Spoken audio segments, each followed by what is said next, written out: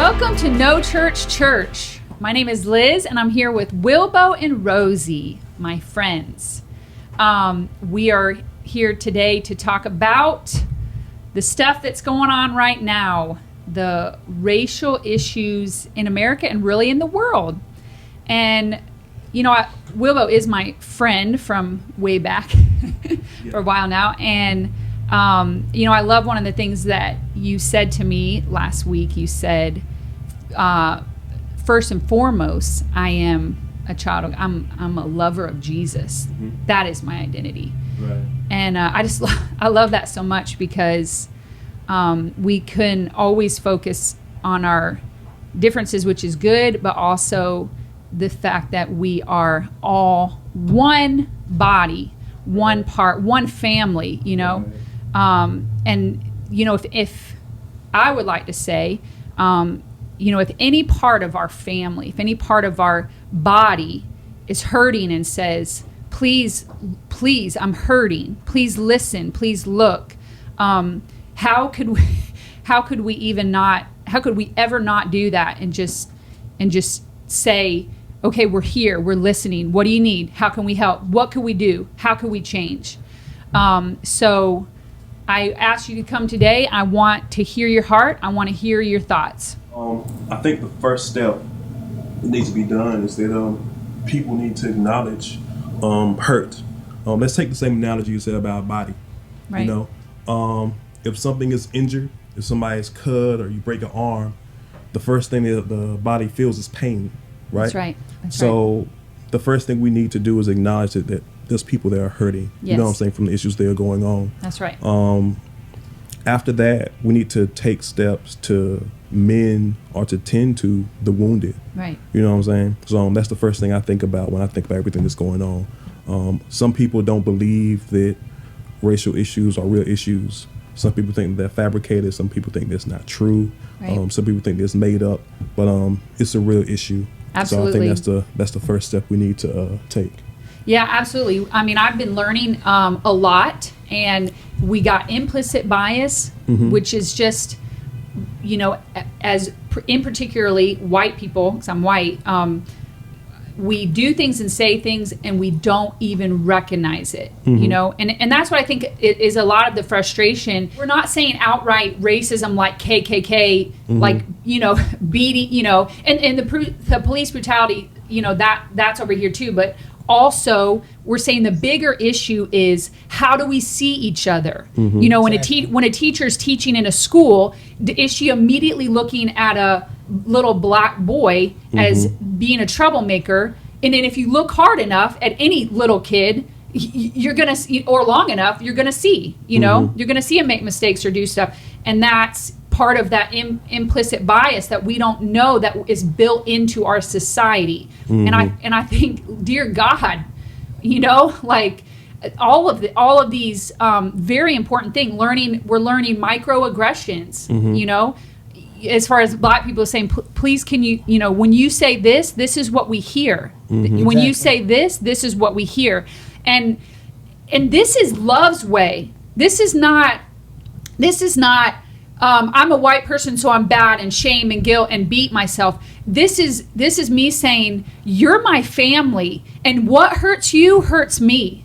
If it bothers you, then I'm gonna change. I'm gonna stop saying, I'm gonna recognize, you know, if there's something I could do better, I'm gonna do that. I'm gonna do the work. I'm gonna learn the things. I'm gonna teach my children better because it is important. It is important because you're valuable. You're valuable to me, you know, and that just part of recognizing these difficult things. And you know, for me, I love this.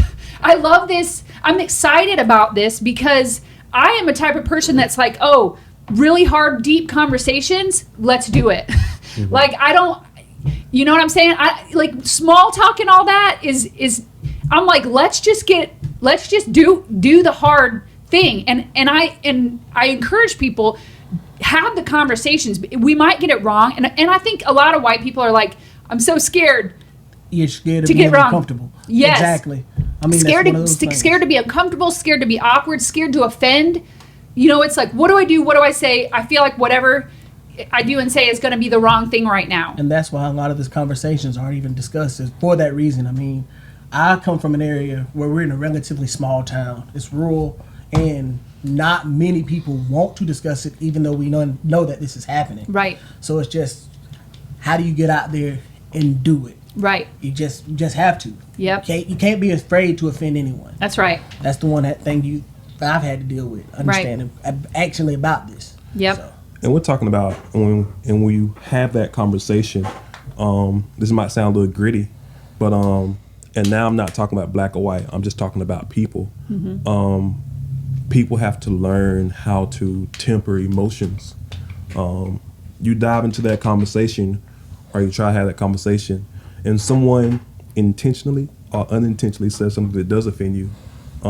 You have to be mature enough to push that aside and then dive deeper. You know what I'm saying? Yep. I'm offended, but let's work through that's the offense. Exactly you know right. what I'm That's saying? so good. And yeah. that's not black or white. That's any color. That's anything. You feel me? Yeah. And some people aren't able to do that. When I think about the riots, I know I'm going back to it, That's but okay. what you have is you have a mass of people who have all these emotions. That's they're right. hurt, they're angry, they're mad, you know? Right. And they're not being heard. Yeah, Exactly. and they're not being heard. So now this emotion is overtaking. That's right. So I do whatever, you know what I'm saying? It's a Yep. cry for attention. And it just takes one person to do something. Out of anger, they can sit up here and just have a brick and then throw it through a window, and then it's the spark. Yep. They lit the fire. Yep. Yep. And then everybody goes. It's funny you brought the analogy about teaching, but kids are the same way, you know. And you have to dive past the outlashing or the fussing or the screaming or the cussing or whatever. I teach, you know. I've seen it all. Yeah. And You're a it's teacher. crazy how you can literally, a kid can be bad. I mean, straight bad. Yes. But if you put all the other kids aside and just talk to that one kid and give him a space to be heard, they'll change. Yeah, that's They exactly will. right. You know what I'm saying? Yep. But it takes the attention. You look past the actions and you Yeah. recognize the hurt. Yep. And then once you recognize it, then you dive a little deeper. That's you know right. what I'm saying? Absolutely. And that's what it takes. Someone has to pause and be the person to take the initial step to dig a little bit deeper. I see you mad. I see you fussing. I see you throwing bricks. But what's going on? You know what I'm Right. saying? Yeah. And then once you're heard, after being heard, after recognizing the pain, then steps have to be made. You know what I'm saying? To Right. rectify. Yeah. To rectify the issue. Right. And that is that right there is the position of love. And, you know, William Paul Young, he references, he says, this is love's way. That's how he kind of talks about situation. He says, this is love's way. And that's exactly what I hear and what Willbo just said. That is the way of love.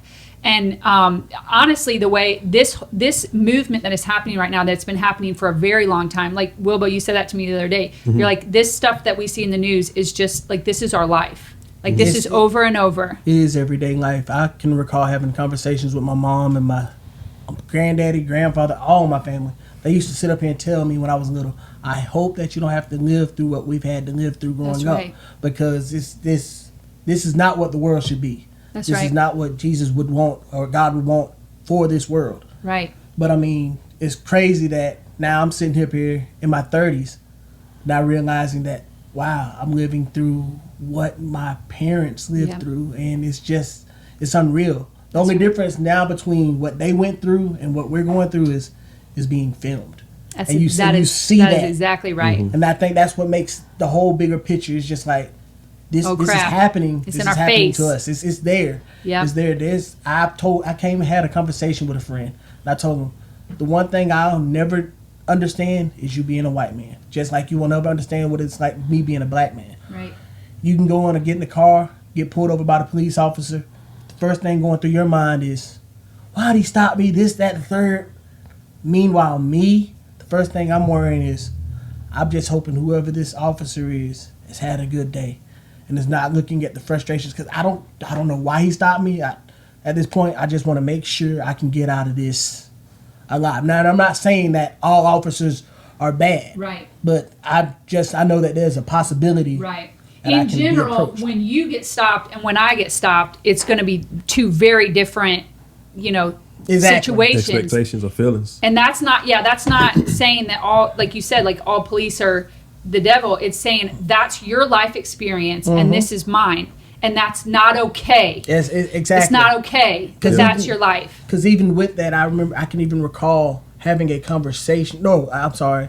I was at a Christmas parade, and I saw this young man I went to school with.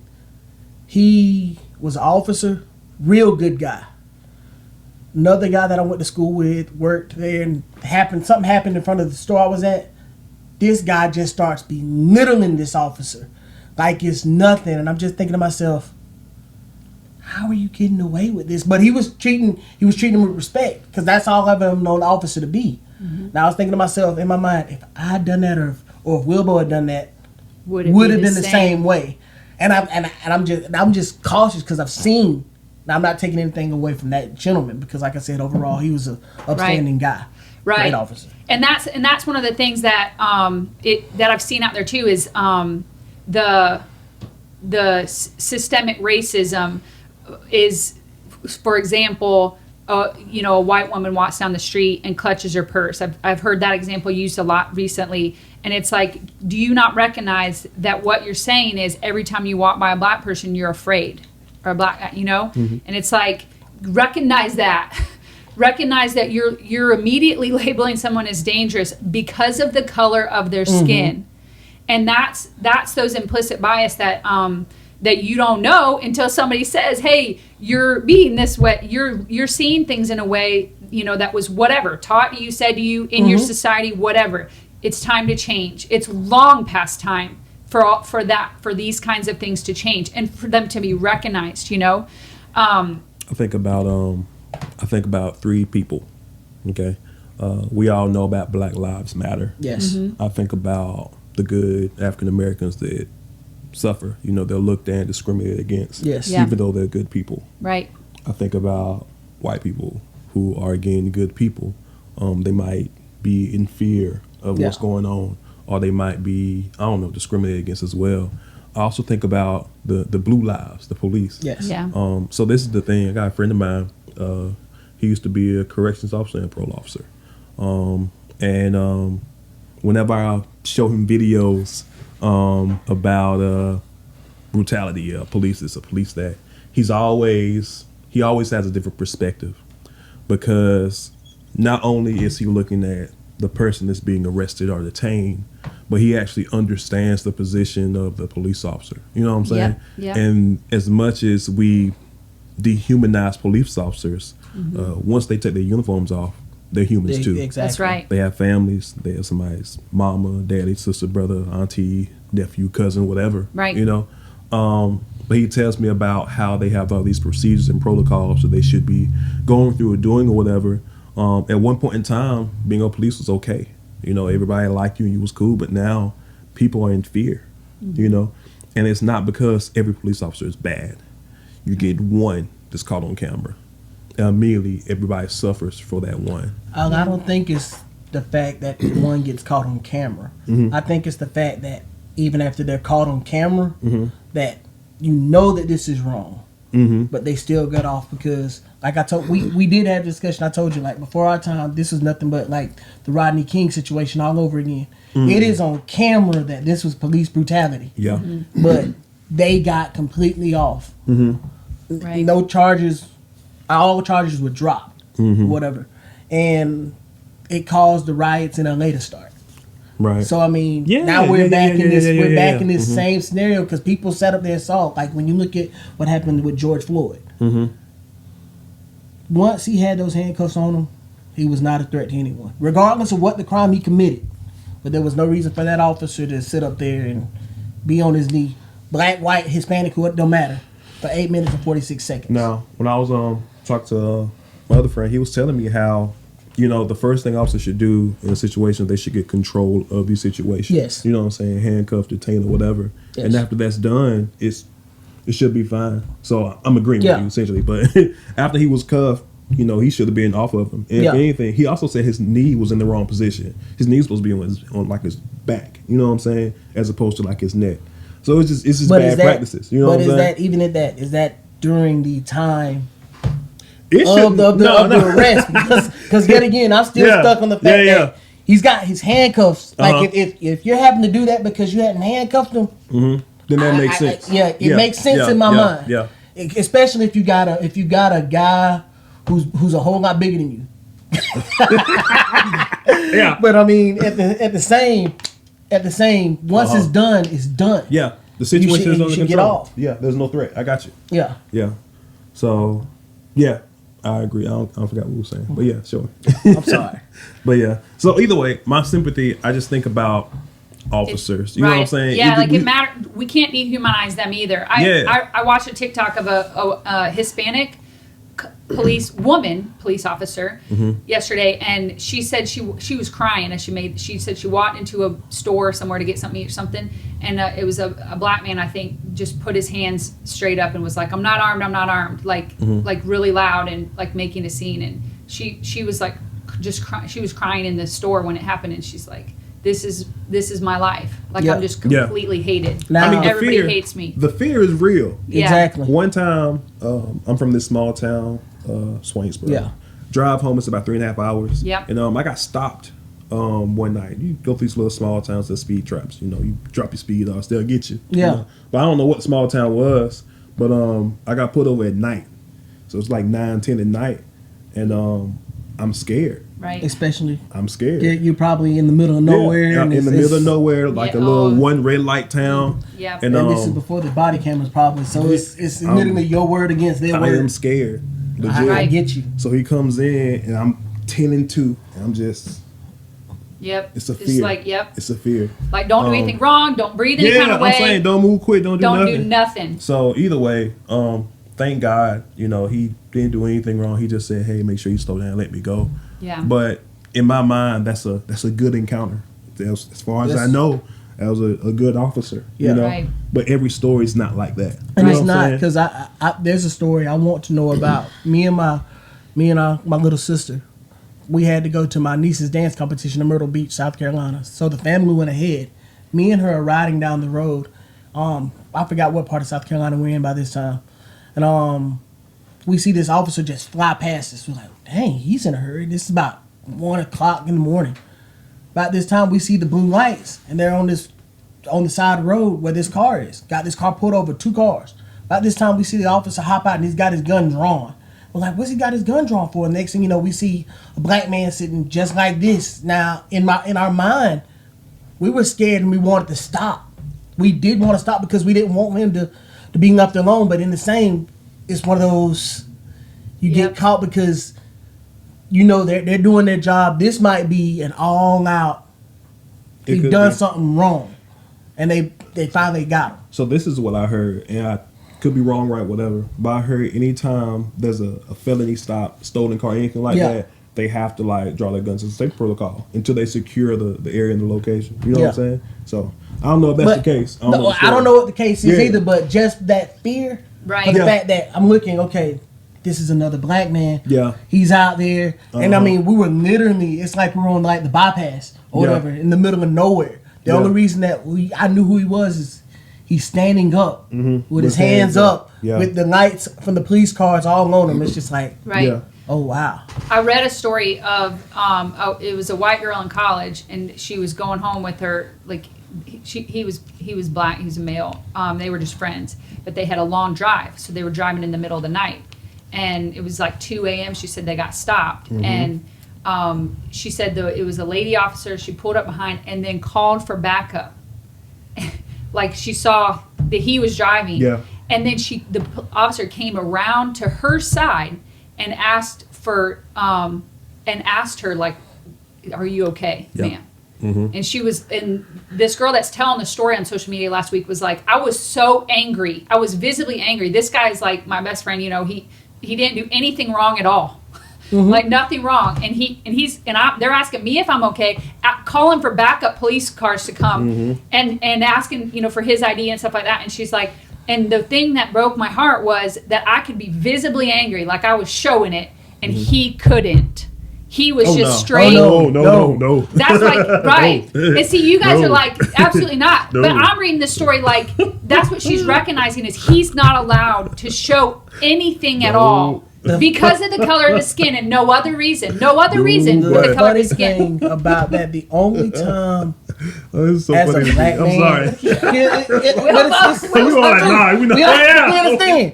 The only time as a black man that I've ever been able to show true anger and aggression, right, is when I was playing ball or when I'm coaching, because in that moment, it's crazy how during sports, no one sees racism. Well, I saw that too. Like, it's fine for people to run up and down a sports field, but when they're jogging in their neighborhood, they're a threat. I mean, right?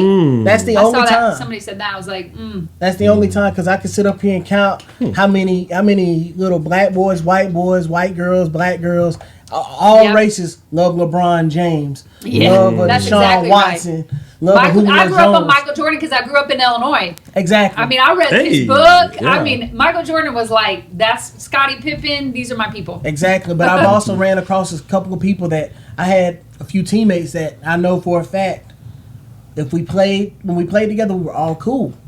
But if one of our guys wanted to date their sister, it wasn't, and I'm not going to say that they were like that. Right. But just family issues were like that. Like, No, you can't date my sister, man. I mean, she might like you, but that's why I draw the line that puts people in a bind. Right. It puts people of all races in a bind, how I look at it. That's right.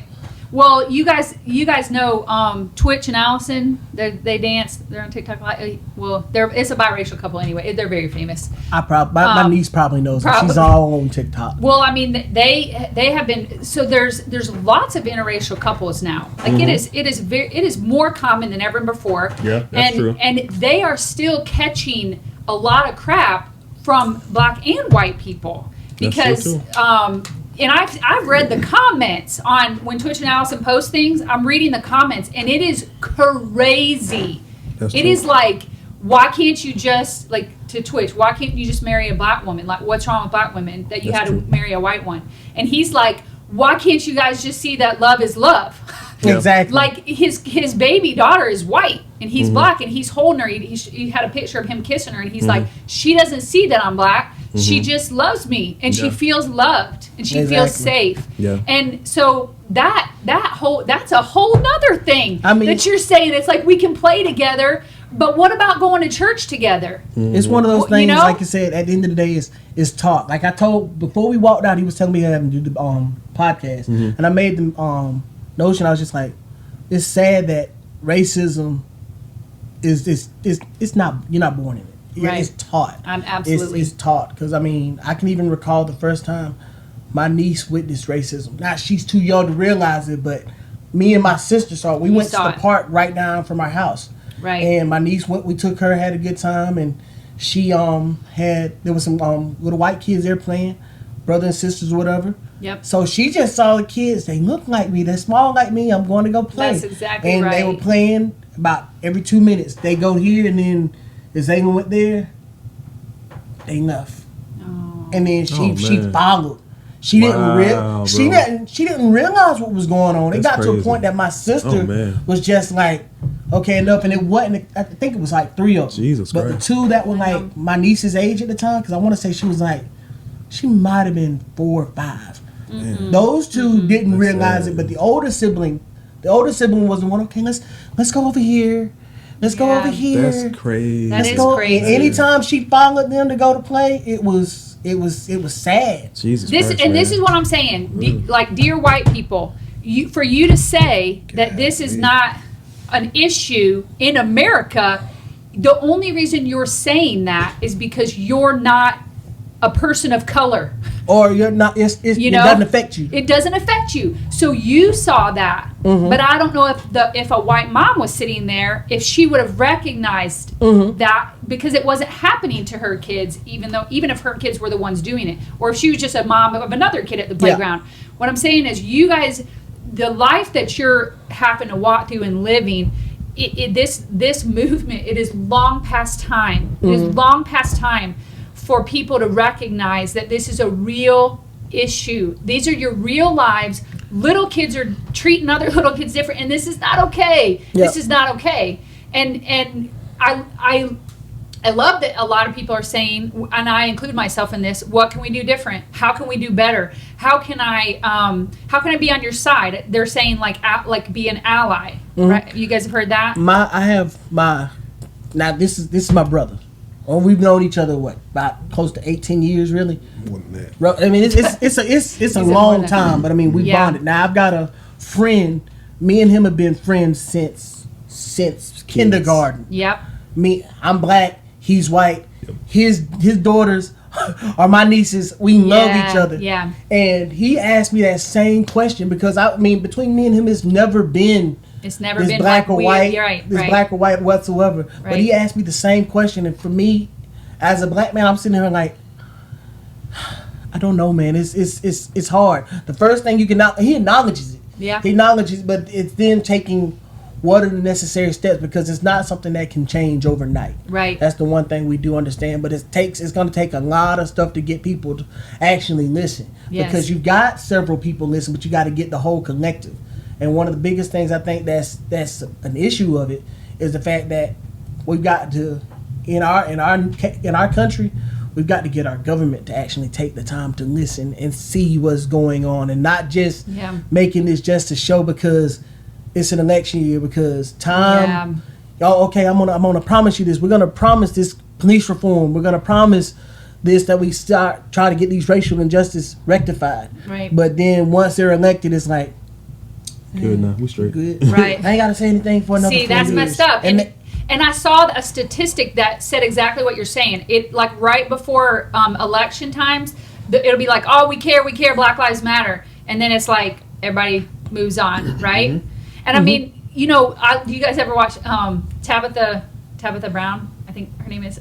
She's a cook on.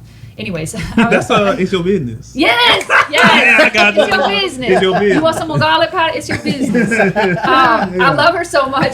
She's a really good cook. She made carrot bacon. She made the carrot bacon. Yes, that's the one that made the carrot bacon. Yes.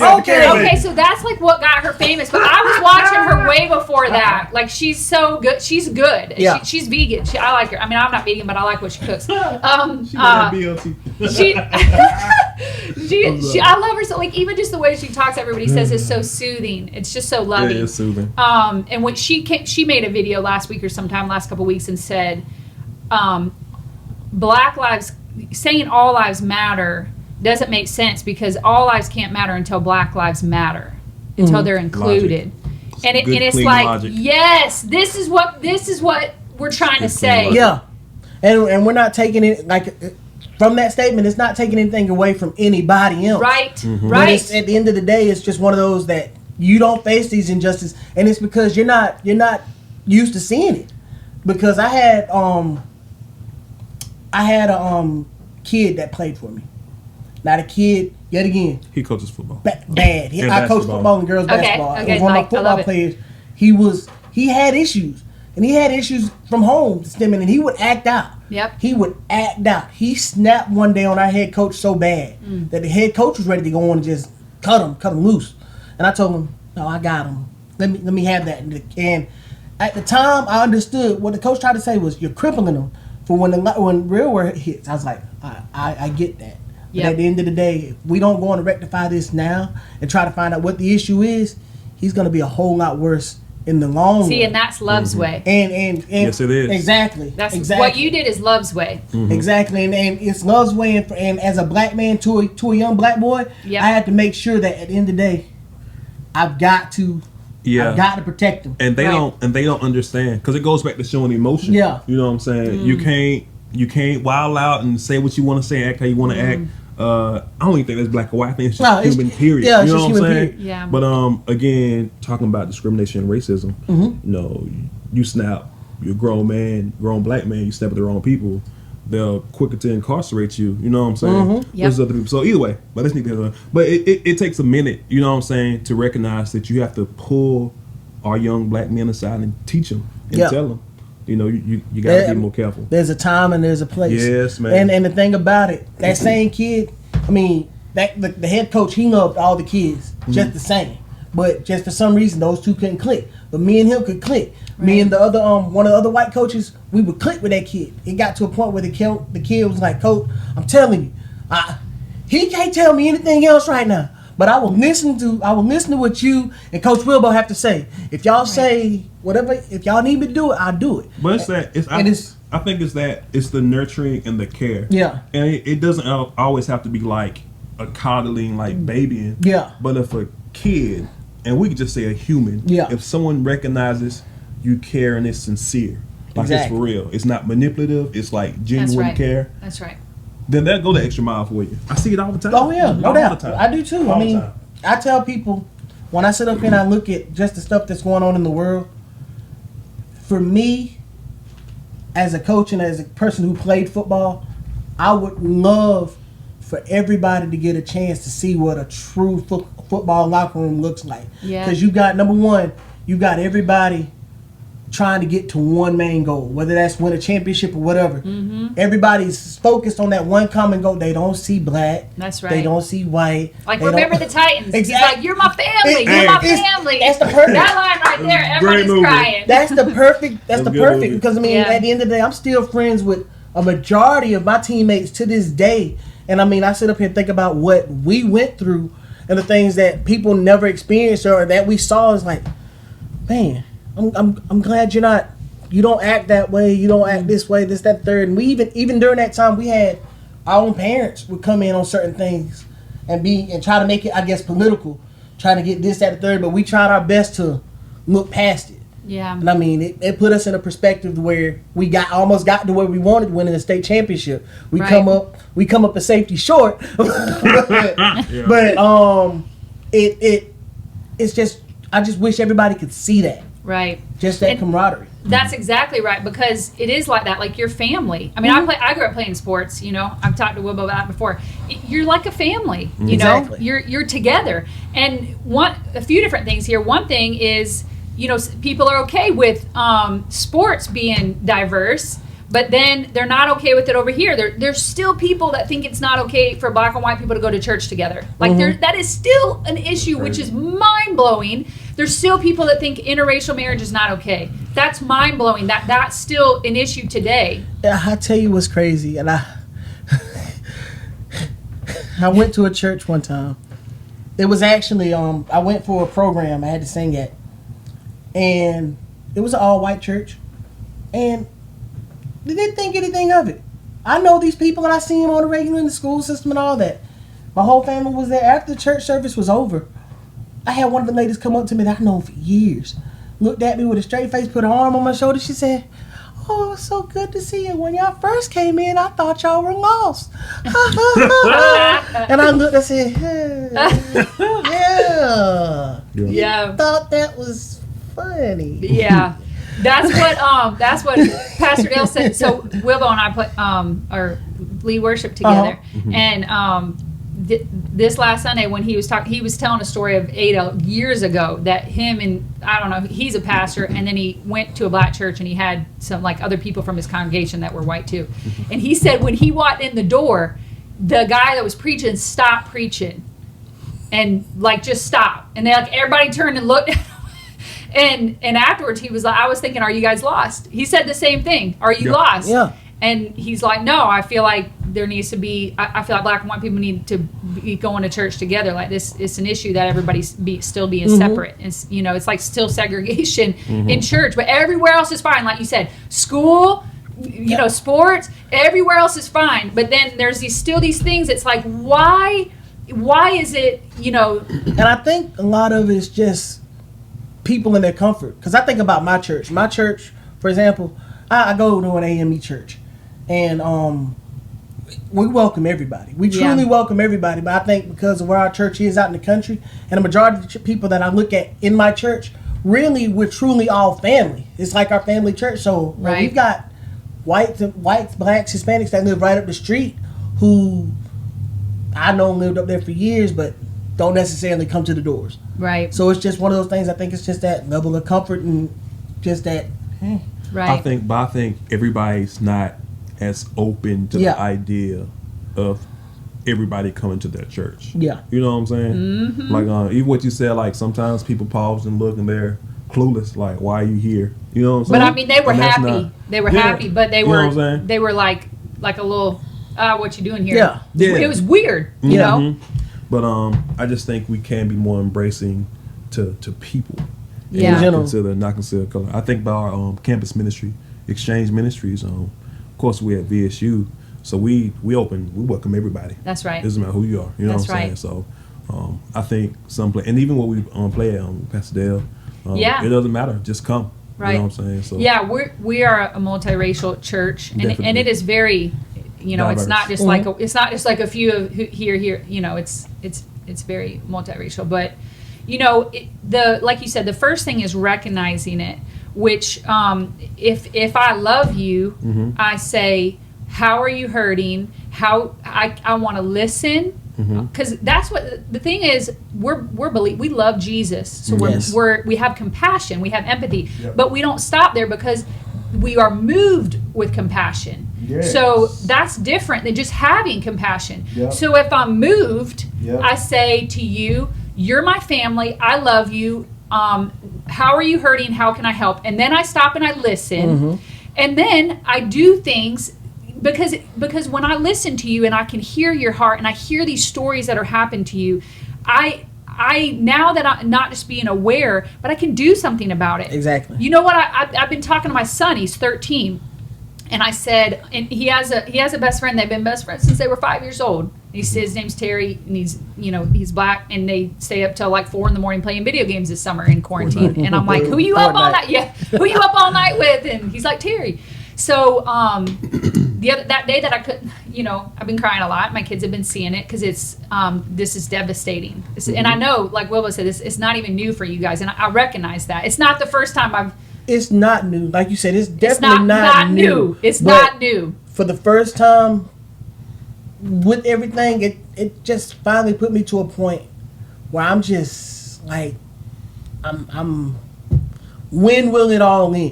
You're tired. Tired. I had my ex-girlfriend's brother message me, asking me the same question, just about how's everything going through this rough time, and I was just like, I messaged him back, and it took me some days to message him because I didn't know how you feel. I knew how I felt, but I didn't want to just come out and just be because that's what I wanted to do. Right. I mean, because it happens over and over and over again. Right. And I think going back to it, if with all these other times that it's happened, if there would have been a conviction anywhere with anything, I would have been all right. Because I even look at the whole Trayvon Martin situation. Me and him discussed that in detail. We did. And I remember when the verdict was getting ready to come in, I had this whole, I think he was more realistic about it. I asked him, what do you think's going to happen? He's like, he's going to get off. And I still had this hope that's like, maybe you got all this evidence that he did this, regardless, because at the end of the day, I don't care if they're black, white. If you've done something that heinous, there needs to be justice served for it. And I mean, that's what I was all about. And then to see that he got off, and I'm just like, what did this all mean? But I understand in God's great big plan, there's a bigger. This is just a small piece of the puzzle. Right. And who knows how all this at the end of the day is going to be truly rectified. But it shouldn't take such horrible things over and over and over for this society to be like, something has got to change. Yeah. It shouldn't take something. It shouldn't take all this. But for whatever reason, this now has been a huge wake-up call for lots of people that were like, what the heck? It is, because the one who had a big wake-up call about this whole thing, when you think about it, is the NFL. Colin Kaepernick, when all this stuff, when he started protesting, kneeling during the national anthem, he stated that he did not do it. It wasn't trying to be disrespectful to the flag or disrespectful to the military. He wanted just to bring a light to the injustice that's going on to minorities in the country. Right. Yep. And instead of everybody taking heed and listening to what was going on, they banished them. They got mad. Not just the NFL, but people, because at the end of the day, the folks were just so mad. This is our country. This shouldn't happen. It shouldn't happen in football. Okay, I get that. You don't want to hear about the racism in football. It gives you a chance to get away from it. Right. But I mean, at the end of the day, I mean, because that's all. At the end of the day, all sports are for anybody. It's a chance to escape reality. Right. You can sit up here and I can sit up here after the touchdown. If we're at the Georgia game, I can be like, "Ooh, give me some. Ooh, give me some," and just happy. You don't even know who these people are. Right. But at the end of after all that happened, you're like, was Colin after all this happening, was Colin Kaepernick kneeling so bad? And then the NFL apologized. Yeah, they apologized because they're like, we apologize for not taking the time to When did they apologize? Oh man, it was they put a statement earlier. Like, I think at the end of last week. Roger Goodell? Roger Goodell. Oh, I thought it was recently. It was last week. It was like last week, if I'm not mistaken. That's what I'm saying. It's taken such horrible things for people to recognize that this country really was founded on white supremacy, on white people being supreme, the race that everything works out better for, and that is a problem. That's a horrible thing that people would rather stick their head in the sand than because you know what? It's humility to say we have been benefiting from a system that was rigged for us. You know, the way that cities have been redlined to, you know, I watched all that about how it's basically built for white families to do better all the time in every way. And the only color that matters to people in power is green, is the money. That's right. Yeah, so at the end of the day, that's a really good point. That's really what it boils down to. At the end of the day, that's why, you know, things. But you know, I said to Sam, talking about Terry, you know, his friend, and I said, have you ever asked Terry if he's ever been treated differently because of the color of his skin? And he goes, I have. And I said, what are you saying? He said, yes. I said, your friend Terry, you guys are 13 years old, and you've been best friends since you were 5. And in his short little life, he's been treated different because of the color of his skin. I said, have you ever asked him if anyone's ever called him the N-word? And he said, I have asked him that. And I said, what did he say? And he said, yes. And I said, that's your best friend. Yep. And I'm like, this is I want to make it so personal for my kids. I don't, like my 4-year-old, she's been over here in my conversations, and now she's talking about, she saw a white girl and a black girl in her Fancy Nancy show, and Fancy Nancy was wearing pink and her friend was wearing blue, and she goes, she's pink and she's blue. Did I get it right, Mom? Like she's trying to recognize diversity, you know, in her own little way, but she labels people by what they're wearing. Either their hair color or their clothes color. That's like how her little mind works. But Sam, I'm like, you're 13, and your best friend's already living out this stuff that we're talking about, and it's not okay. And he, you know, 13-year-olds are awkward middle school kids, and he's like, Mom, whatever, like, you know, he's like, Mom, stop talking to me about stuff. And I was like, no, this matters. And he's like, Terry's not like that. Me and Terry talk about everything like it's not like that. And I say, yes, it is. Yes, it is. It is like that for Terry. It is like that. And this is his real life. I said, when he grows up and you guys grow up together, you could apply for the same job and you're going to get it because you're white. Weren't we just not talking about that Saturday? I was telling him or a bunch of his friends the same thing. Racism. Where a white boy and a black anybody, you know, applying for the same job, or woman, it doesn't matter. The white guy is gonna get it, and I'm like, that should bother you so bad that you and Terry they're like the exact same person. Like they know that they know all this technology. They grew up together in the South in the same life. You know, they're friends. Yeah. But for no reason at all except for the color of your skin, they're gonna act like you're more qualified. And it's not with everybody, because like I said, like I told him the other day, I wish when you had to put in job applications that you had to actually have like an employee number or something, just a random number that they put together that they don't look at anything else, but they just look at what you're qualified as. Because for me, I sit up here and I think about I told him think of a guy named Steven. What was his name? Give me a good last name. Stephen James. Stephen James or whatever. Strong white name. Good guy. He went to University of Georgia. He might have had a 2 point. He kind of came out about a 2.3, 2.5. Just barely made it. Right. And had all these. Meanwhile, you got another kid by the name of Shaquille Williams. Now Shaquille, he might have went to Fort Valley, Savannah State, or whatever. or Vados or whatever for that matter. Right. But he's got a 4.0, this, that, the third. But a job employer, I'm not even gonna look at his name. They just see the name. Shaquille.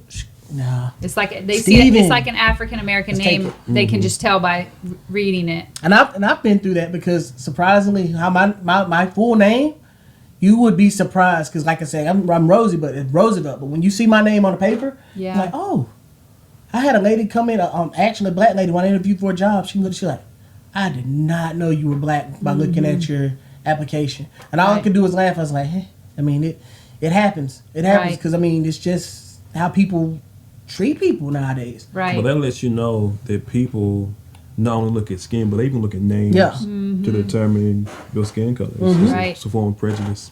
Right. And also I want to talk about this too. So it's like in that situation that you just gave, it's like please just view us as the same. Like give us an equal opportunity, not based on the color of our skin. And then at the same time over here, I've been seeing a lot of on social media that says, but please don't say things like I'm colorblind or I teach my kids to be colorblind. You know, you guys have seen that too. Because it's like, because please recognize our color, recognize our diversity and the difference. You know, don't just pretend like we are all the same. And this is where I struggle as a white person, but also like as a lover of Jesus, because I do feel like we're part of the same family. Yeah. I don't want my kids to see you or see Will. I want my kids to see Willbo and be like, that's who my mom, is on the worship team with Willbo. Yeah. You know, he's on the keys, on them keys. And you know, I want that's how they. You know, I don't want them to see black or white first. So I'm struggling with this. Like I've seen this a lot in the last few weeks. Please don't say I'm colorblind or I don't see color. So you know what I'm saying? This is what I think it means. And it's one of those things where I think someone can say a phrase and mean good. Yeah. And then someone can be ultra sensitive and twist it and say that they meant bad. Yeah. So when someone says colorblind, what I think they mean is I'm not using your color to pick you apart from someone else. Yeah. Right. You know what I'm saying? Yeah. That's what the good interpretation is. Right. Like you would want that employer to be colorblind because please don't judge based on my name or my race. Exactly. So that when someone says colorblind, they have good intentions. Right. That's what I believe they mean. Right. Now, I think just though because the word is so, for some reason right now that just seems super insensitive. Yeah. Right. That's all it is. Because then the other half would be someone can say the same thing and no, I'm tripping. Hold on. Colorblind, yeah. But then the other part is in saying that it's almost like you're disrespecting the heritage or the history of that culture, of that color. Right. Which is not the intention, but someone can take But somebody can say, it's like you're not seeing me for really me. And see, now I might be playing the advocate here. That's cool. That's okay. But I mean, it's but then you have some that'll go the same way. You have white folks that'll go the same way. When you sit up here and you think about these folks who believe strongly about their Confederate heritage. And I mean, because I've seen it time in and time out. Because one of these big things, growing up, I never understood it when I was little. But I know a lot of my black friends that from the country that when we saw our white friends with the Dixie Outfitter shirt on with the Confederate flag, that shirt looked cool. I want one. Try to get your parent to buy one? No. You do not understand what that shirt means. You're not getting that shirt.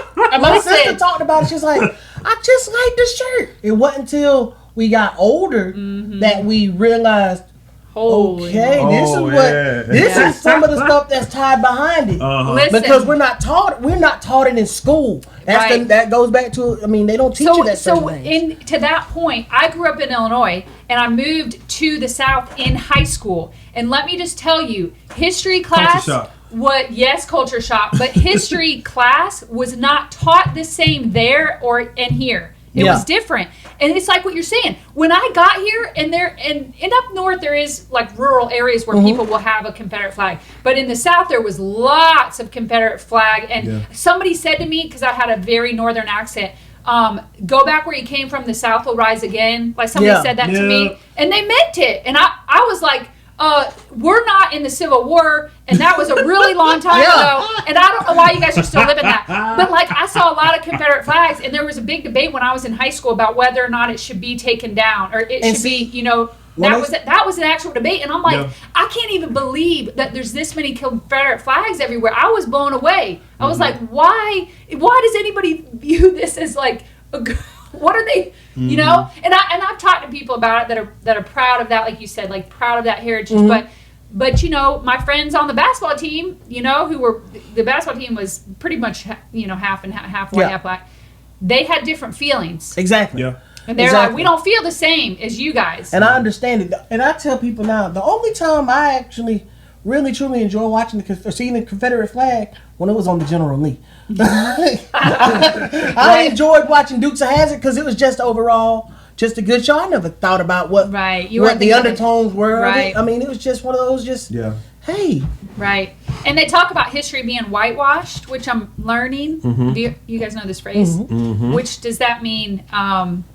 Basically, it's been given through the lens of white people. Yep, that's what I interpret. Exactly. And actually, it's probably been changed because it has, because we want to make ourselves look bad in any way. And see, that's what I think is powerful about this movement right now. Is I think that there's a lot of us that are saying we're sorry. We're sorry that we have benefited from this system. Yeah, we're sorry that we. You know, even to say things like, oh, we don't see in color, because really what that's saying is, I don't see your pain, I don't see what you're going through, I don't see how you're treated different all your life. And we're like saying that as a blanket statement because we want to think that we're good and we want to think that we're loving and kind, instead of doing the hard work and saying, but where, and that's what love does. Love says, where inside of me do I want to do the work? I want to change. I want to humble myself and say, I'm sorry for what, you know, my ancestors did, or I'm sorry for the culture that I've benefited from, and you haven't, and how can, and we need to do some work. And it's interesting because I was going back to what you were saying about the history being whitewashed. My sister put up this post the other day, and it pretty much describes how we actually learned about our history now, just period. It said American history books are like this. Slavery was bad, but then Lincoln fixed it. Then segregation was also bad, but Malcolm X didn't need to be so mean about it. But MLK went on a big walk, and it fixed racism. The last racist left killed him, but then he went to jail. The end. And that's what a lot of people think. That's very that's very well said. Yep. That's it really is. Right. I mean, man. I'm like, that was so good. I haven't even seen that. That's so good. It's like, wow. When I read that, that's what I said. I was like, because when I think about Black history, the only time that anybody really ever learns it is during Black History Month, or outside of our culture. Right. It's Black History Month, and really, I can think back when I was in school. My mom was, at the time, she's a former retired principal, but she was a media specialist, and her best friend was a math teacher. They had this massive during Black History program during the Black History Month. I mean, it was massive, and it wasn't just a big this one day thing. It was like, especially during that time, we're gonna take the time to show all of this, let you see all the culture, and it's not done everywhere. Because I even think about in our school system, I don't know what they do down here, but I know in our school system, when Black History come around, it's just that it's the last week of the month. We're going to do a big program at all the schools, and that's kind of how we celebrate it. You have a few teachers on the hall that are going to make sure that people know, because they had a teacher that taught at the school that you walked in his classroom, he had the, what are the little things, the pennant things with all the HBCUs that are in the country up there. He had different quotes and everything because he wanted people to understand that our history does exist, especially for kids from our area, because a lot of our kids don't get to see people who are being successful. That's true. And that's one of those things that we have to also, and not just outside, we have to fix within our culture. Yeah. Because we've made it somewhere, or make it seem like, okay, the only thing that we can be are athletes, right, rappers, or it's like putting you in a box. Putting yourself in a box when there's more. That's right. Because I sit up here and I think about when I was last year I was in a special ed meeting.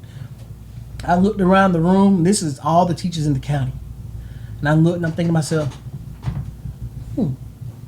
okay, I see my coach over there. She's there. She look like me.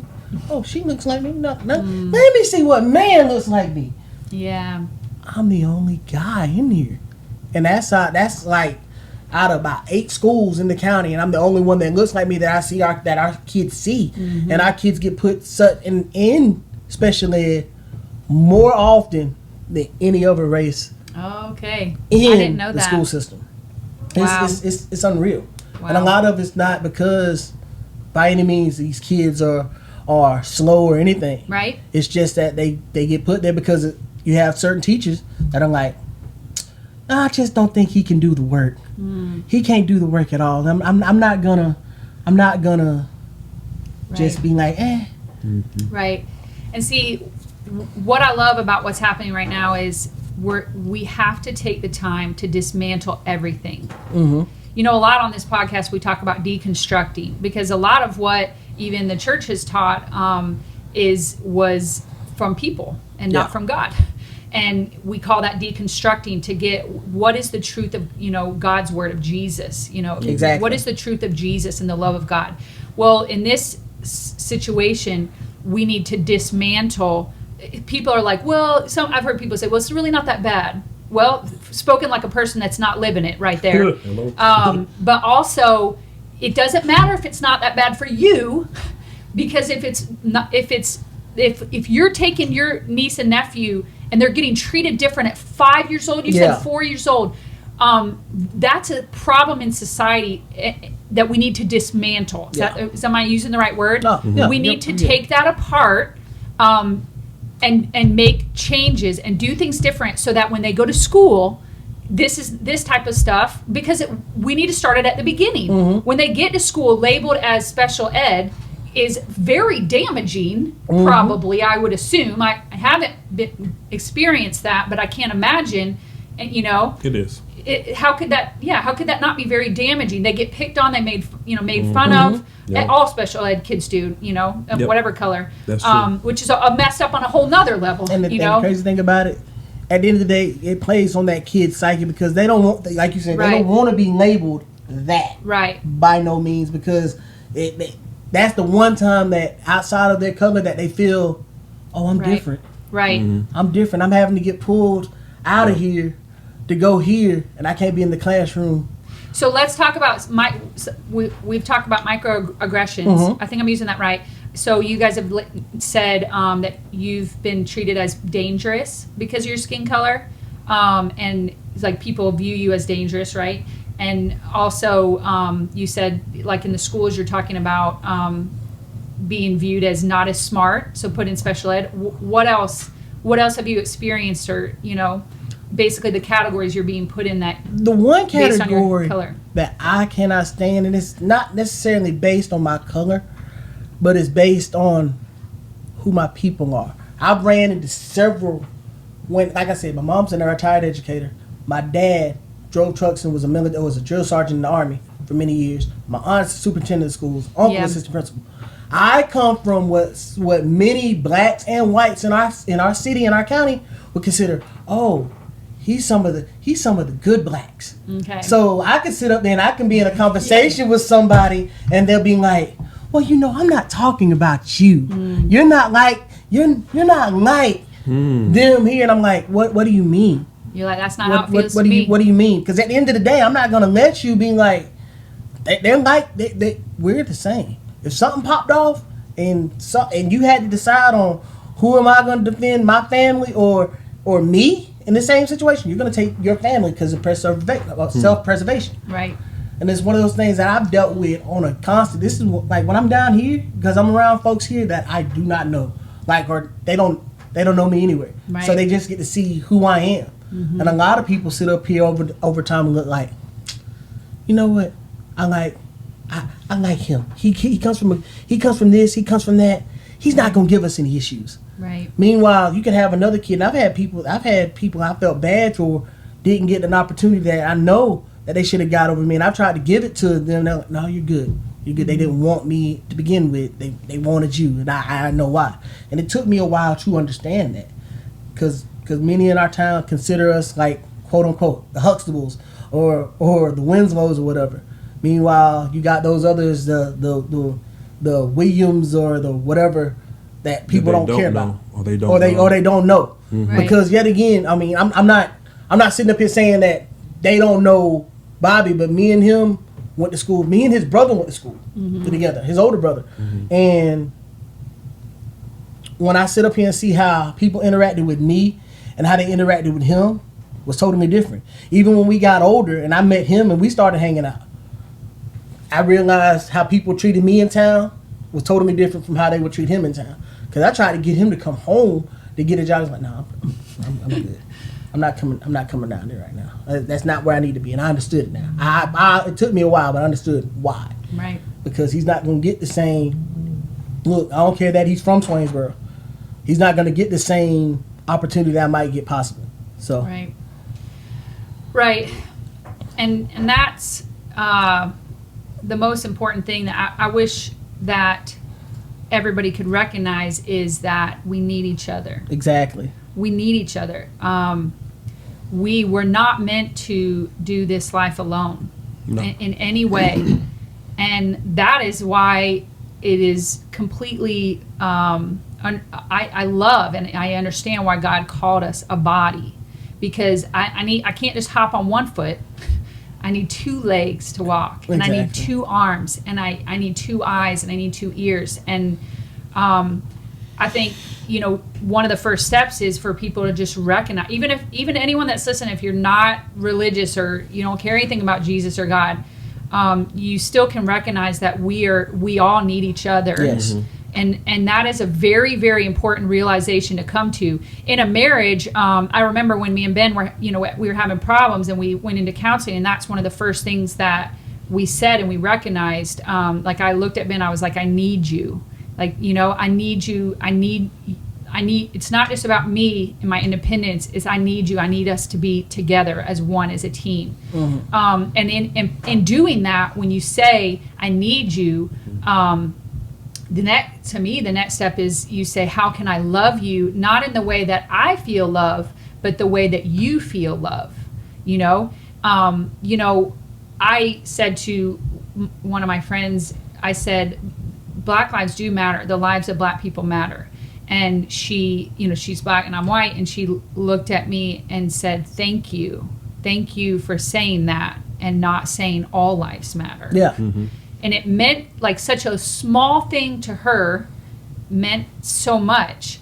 And it's like people that are arguing against that phrase, which I think some people are arguing against the actual organization Black Lives Matter, but I'm not super familiar. Mm-hmm. But you got a mixture of both. Right. But the phrase, just saying the phrase, even to say the phrase as a white person, like in my own family, for me to say Black Lives Matter, if any of my family is listening, they would be like maybe make sure, you know what I'm saying? They'd be like, you don't know what you're saying that comes with it. No, what I'm saying is when my family is asking me to say that, please just acknowledge that our lives matter. Yeah. First of all, it's not about me. It's not about what, whatever you've heard or whatever there's just a lot of different arguments surrounding that. It's that the people that I love are saying, can you just love us? Can you just hear us? Can you just, can we do something to change this? And I think that I want people to hear,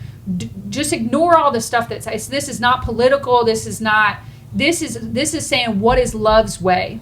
Exactly. It should break everyone's heart when they hear the story that you tried to go to a playground and your nieces and nephews were treated different. Yeah, I mean, it should break your heart when you hear all these stories that you guys are saying when you get pulled over. I mean, like you guys were even laughing, like this is our regular life. We gotta act a certain way and look a certain way. That is completely heartbreaking and not okay. That's the life that you have to live.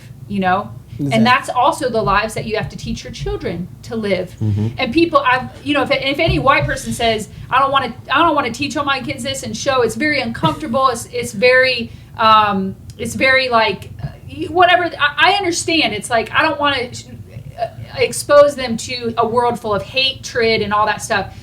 But black people don't have an option. It's interesting. They have to teach. You have to teach your kids stuff.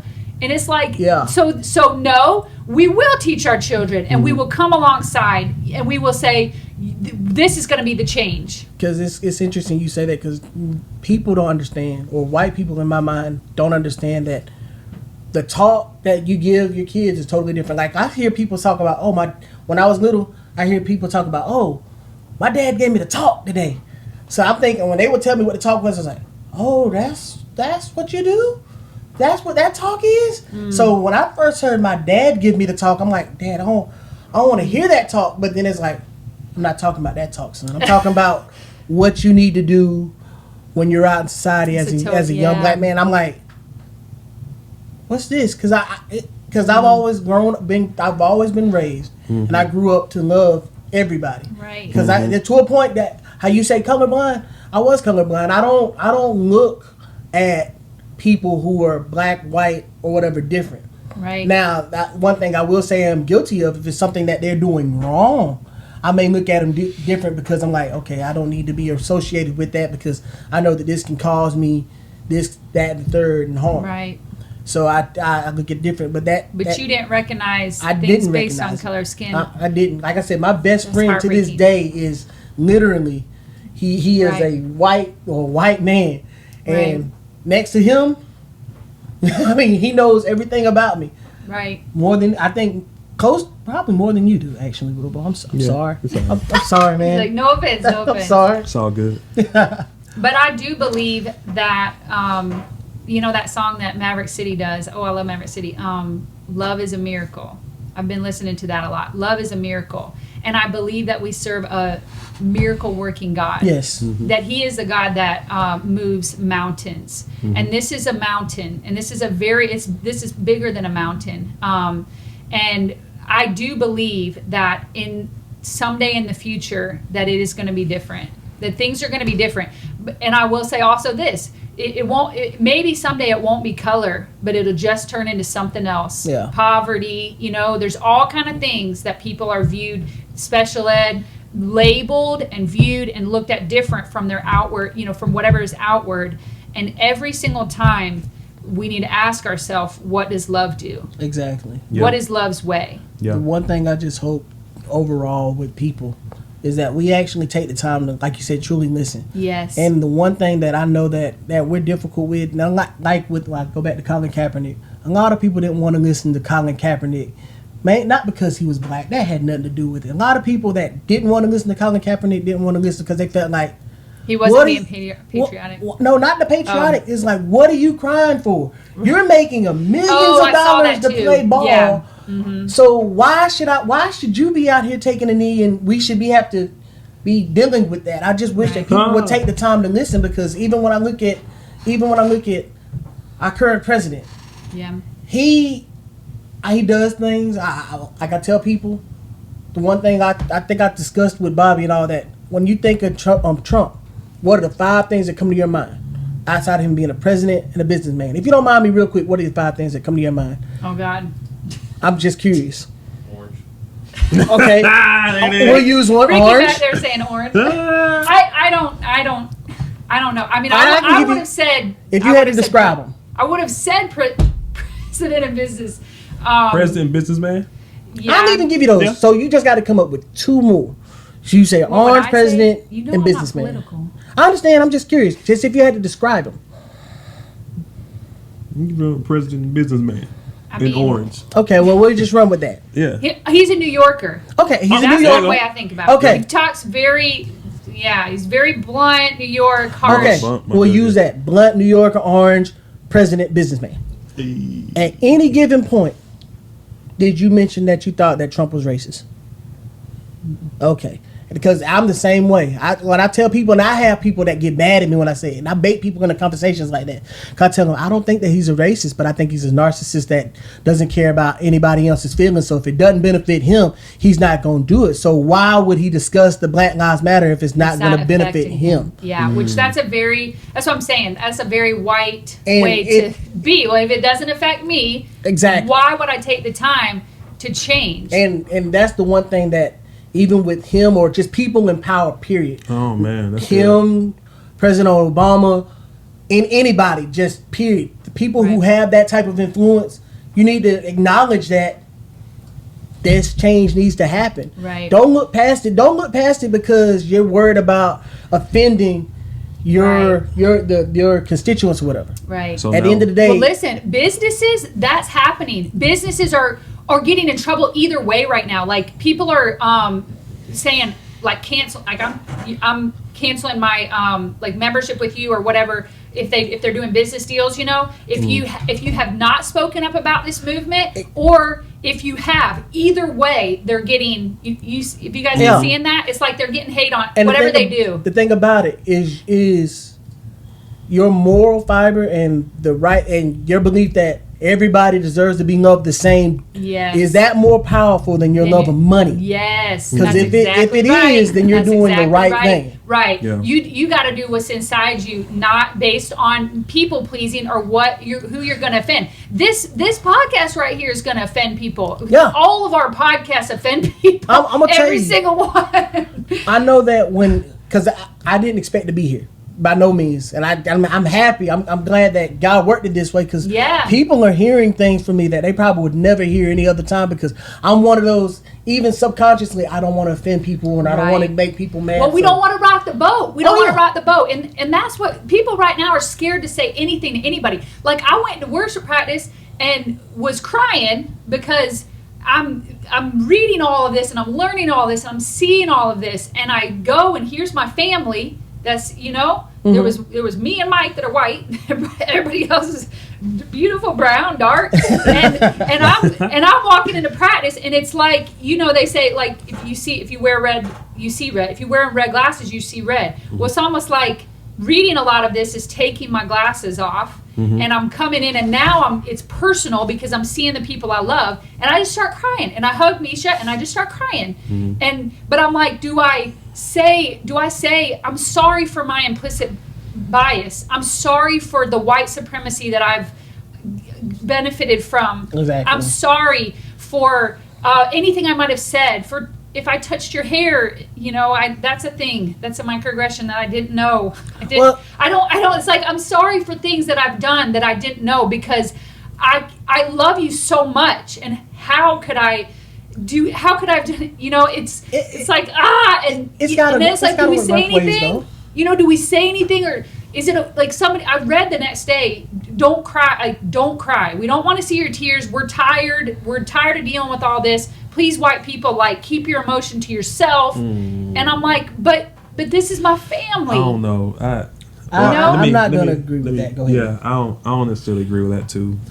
Everybody's gonna have different feelings and different responses that they want from different people. Yeah. I think if you read a lot of things, you're gonna drive yourself crazy. That's true, because not everything's from God. Not everything's the truth. Yeah, exactly. Right. You know what I'm saying? That's right. But I don't want to. But you see what I'm saying? Yeah, I want to. Everybody's like on edge right now. Like, what do we do? What do we say? How do we not offend? Should we just not say anything at all? And I think that's the problem. Don't just not have hard conversations. I think this is my opinion, and this is, I guess, to you or to whoever else. You just got to kind of be led, you know what I'm saying, spiritually, as opposed to like that's right. what people need or what they want. You know what I'm saying? Yeah. People have different articles and feelings, and they don't want this, they want that. They've all got their own agenda that they want to make sure. So it's like, bro, that's true. That's like like we said the other day. I was watching. I have satellite at the house, and you know how they had the news mix or whatever, so you can watch several different ones at once. Yeah. Our family took the time to sit there about an hour and watch bits and pieces of how the news was portraying the whole George Floyd. Okay. And it was sad that on you got CNN saying this and that third. You got Fox News going completely opposite of them. You got MSNBC going completely opposite of them. Yeah. And the weird thing about it at the time, the only one that seemed like it was just kind of preaching love at the time was BBC. And they're not even in this country. But it was just weird. It was just like, oh wow. But I mean, and people feed into that. Right. 'Cause I try to tell people, I don't care what the news says to you.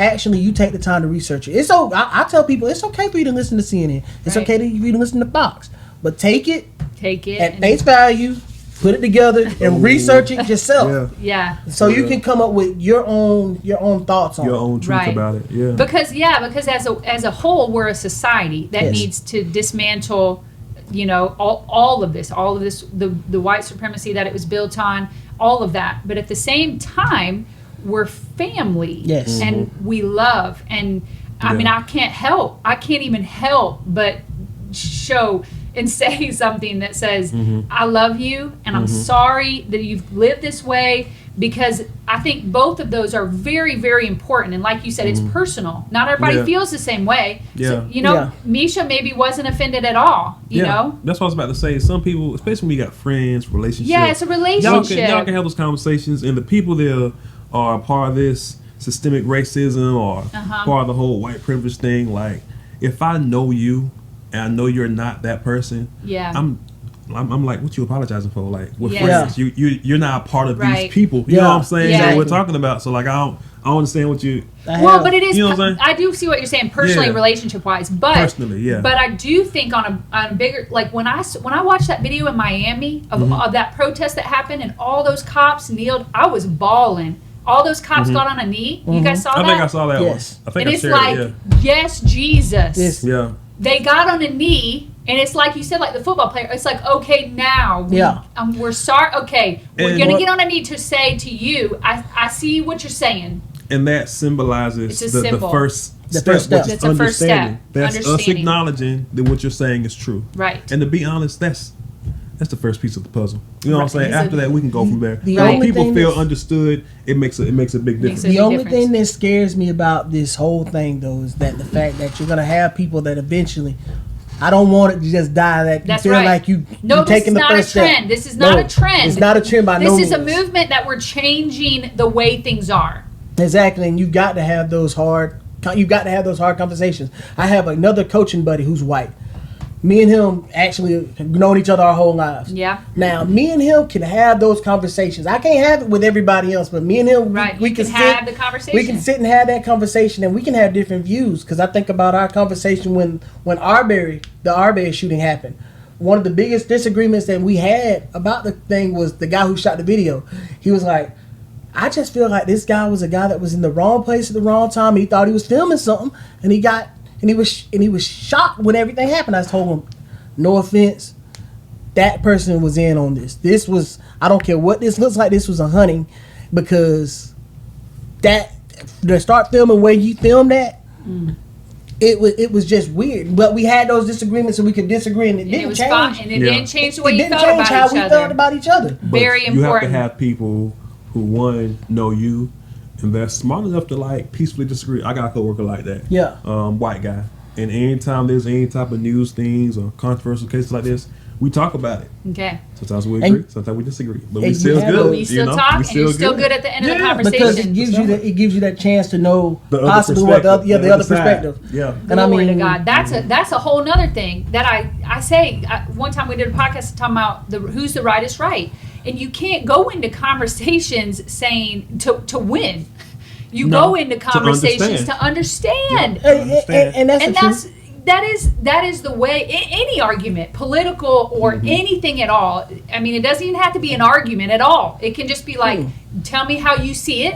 I'm gonna tell you how I see it, and we can have a conversation, and we can walk away actually better because we understand. And see, like I said, I guess I picked this up from him. He loves to stir the pot on a lot of things. I love and it. me and him, we'll go at it. He'll do it just to do it, and we'll have the same view. That's exactly why you guys are on. and I get upset. And then about halfway, I realize You stirring the pot, ain't you? And you're like, yeah, I am. But I do the same thing now with people. Like I said, with the whole Trump question I asked you, I did that with my sisters the other night on the group call. Yeah. And what was funny, like, I was like, oh my God. What was funny, my older sister, she did not want to talk about it. She went on this rant and this rage, and you could tell that she was in a spot of anger because she'd had enough, because this is like slowly after all this.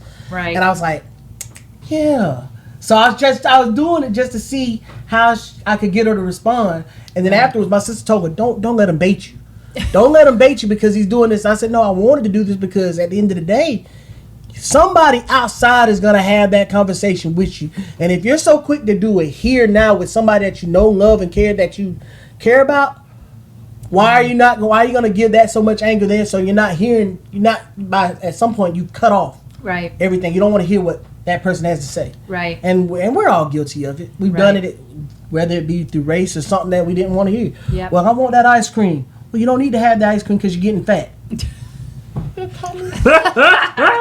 mean, it's one of those things. Right. Well, and we're very rooted in our opinions and our belief system. Exactly. That's why learning about implicit bias is very important, because we are ingrained with things. Mm-hmm. We have beliefs. Like, that's our point about church and Christianity and religion, is that we are brought up in things that are ingrained in us and that are biased, and it's okay to re-examine these things. Mm-hmm. And you would be surprised how nuts people go just to say, I don't even view the Bible the same way, because you have to read it in context. You can't just take however we were taught is our bias. However we were raised is our bias. Mm-hmm. And we cannot see it because we have the glasses on that see red. Exactly. And we don't know that everything is tinted red until somebody says, how about you lift up the glasses, and that's why I want to say to everybody, it's okay to take a look at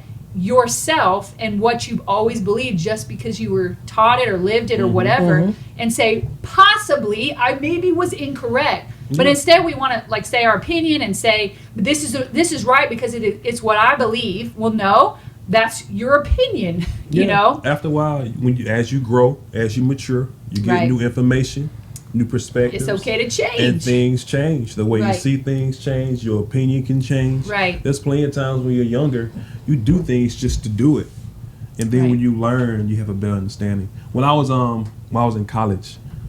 Math teacher, by the way. I was taking this middle grade math class. It was talking about adding negative numbers, and the teacher asked me, when you subtract the negative number, you change the signs, right?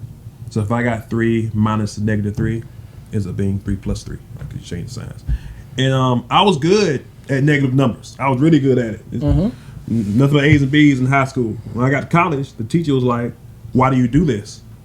And I was like, you just do it. I don't understand. I don't understand the question. But yeah, I don't understand what you're telling me. It's like, why do you do this? And I just said that's what we do. Right. And she actually explained to me why you do it that way. You know what I'm saying? Mm-hmm. It gives you a better understanding, so you know it more in depth. So when I think about things that we learn when we're younger, that we think are fine, and it works fine.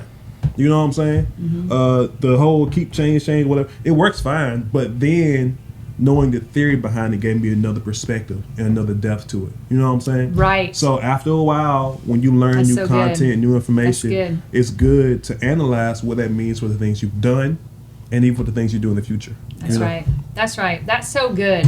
Yeah. Well, thank you guys for being on here. Thank you for coming. Is there anything you want to say? Is there anything else you want to... Look, I'm just happy I ended up doing this today. I Me almost too. Left this morning at 11 o'clock. You did. I almost left this morning. I'm so glad to hear, Rosie. I've enjoyed myself. I thank you for having me. And yes. It's just been a pleasure. This is cool. This is cool. For me too. Mm-hmm.